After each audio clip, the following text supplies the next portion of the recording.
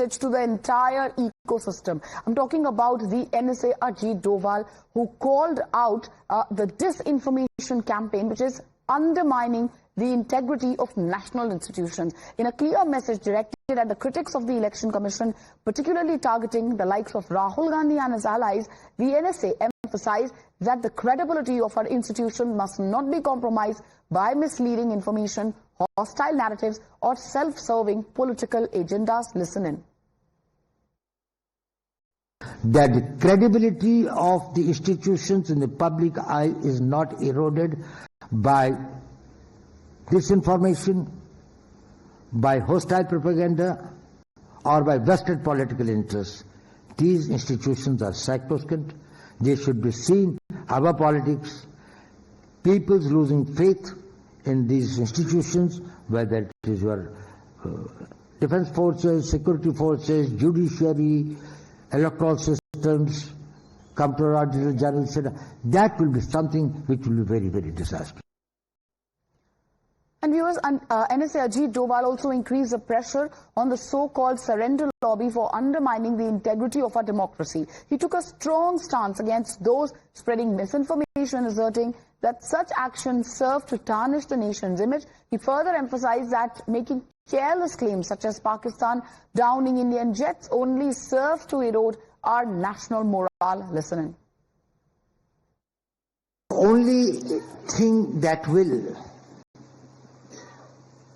make irresponsible elements within the society, or including in the political circles, is that if people become sensitive to it and they don't take it very kindly, when somebody goes outside and says certain things about the country, which he knows and everyone knows are not true, it is not a crisis of knowledge, it's a crisis of intention. For example, if somebody is trying to raise doubts inside and outside the country about the credibility of our electoral system, it is very unfortunate.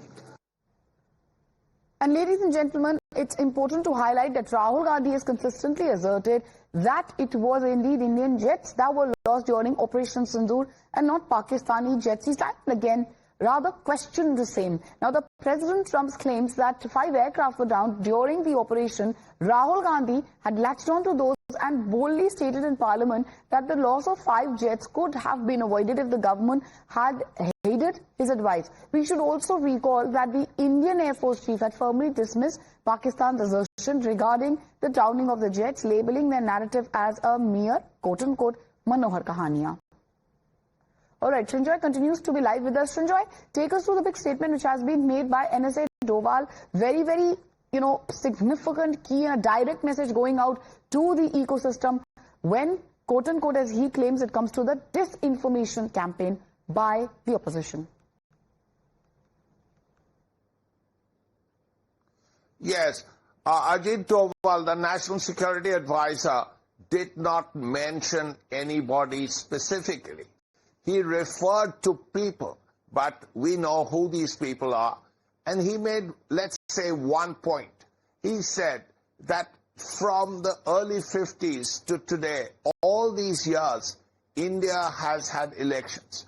India has, the people of India have elected people to the highest positions, whether Prime Minister, whether Chief Minister, or whatever it is. Now, there has never been criticism of the Election Commission, because the Election Commission is a body that the Constitution of India has created. And never has there been criticism about the Election Commission being one-sided or elections being rigged and so on. And to say this in abroad, in public, when there has never been any criticism of the Election Commission in the past, and rightly so, he said was actually a way of undermining the country and the morale of the people of India. Because India, unlike many countries in the world which have had a colonial experience, there has never been a military rule or anything like a dictatorship except a few months of the emergency, and that was an aberration. The whole point is that India has been a democratic country. India has regularly had elections. India has elected people, and that process continues. So to question India's election commission, for one, was actually something unacceptable, is what he felt. Similarly, any attacks on the Constitution of India are the way it is now. Of course, there have been changes. There have been amendments to the Constitution of India since the early 50s. The point is, it remains the Constitution of India. To question that, he felt, was actually bad for morale. All right, Sanjoy, thank you for joining us with